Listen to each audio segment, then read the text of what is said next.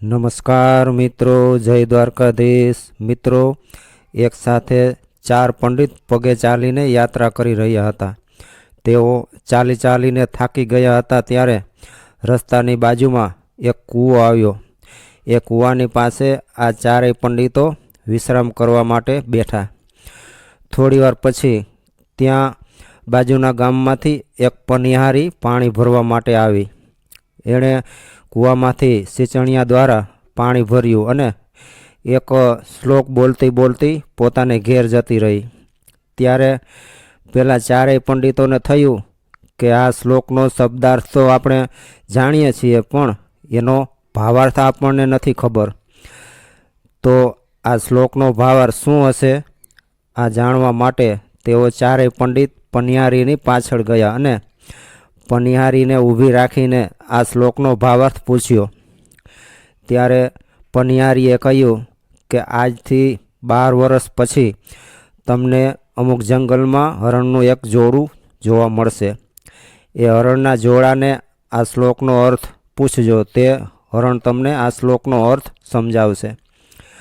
પંડિતોને થયું કે શું આ પનિહારી સાચું બોલતી હશે? તેઓ તેની પાછળ જતા હતા તેવામાં ઓચિંતી સિંહની ગર્જના સંભળાઈ। પનિહારીના પેટમાં 7 મહિનાનું બાળક હતું। ભયને લીધે તેને પ્રસવ થઈ ગયો। બાજુમાં નદી હતી, તેમાં તે પનિહારી અને તેનું બાળક બંને પડી ગયા અને ઘસમસતા પાણીના પ્રવાહમાં બંને તણાઈ ગયા। પેલા ચારેય પંડિતો આ બધું નજર જોઈ રહ્યા હતા, પરંતુ તેઓ પનિહારી અને તેના બાળકને બચાવવામાં અસમર્થ હતા। અફસોસ સાથે ચારેય પંડિતો ત્યાંથી પાછા ફર્યા।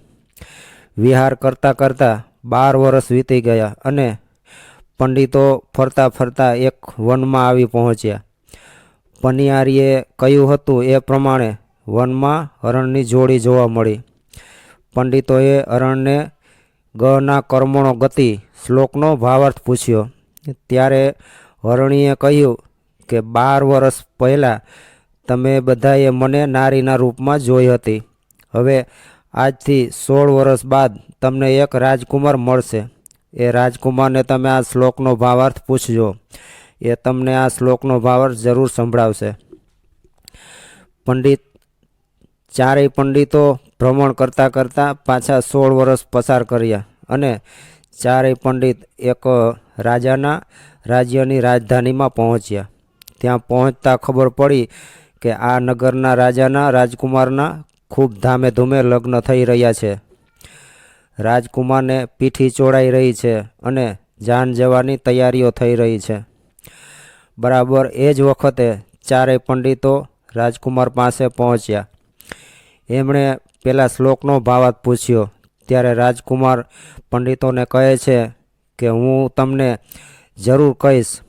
સૌ પહેલાં તમને જે પનિહારી મળી હતી ને, એનું જે બાળક હતું તે મારો પતિ થયું અને જે માં હતી તે મારી પત્ની થઈ।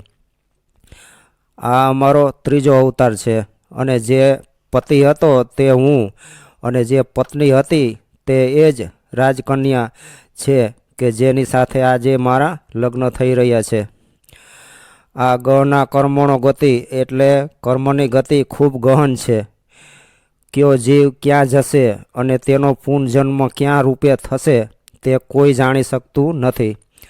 તો મિત્રો, હું આશા રાખું છું કે આ સ્ટોરી તમને જરૂર પસંદ આવી હશે। જો પસંદ આવી હોય તો કોમેન્ટમાં જય દ્વારકાધીશ અવશ્ય લખજો અને વિડીયોને લાઈક, શેર અને નવા હોય તો ચેનલને સબસ્ક્રાઈબ કરવાનું ભૂલતા નહીં।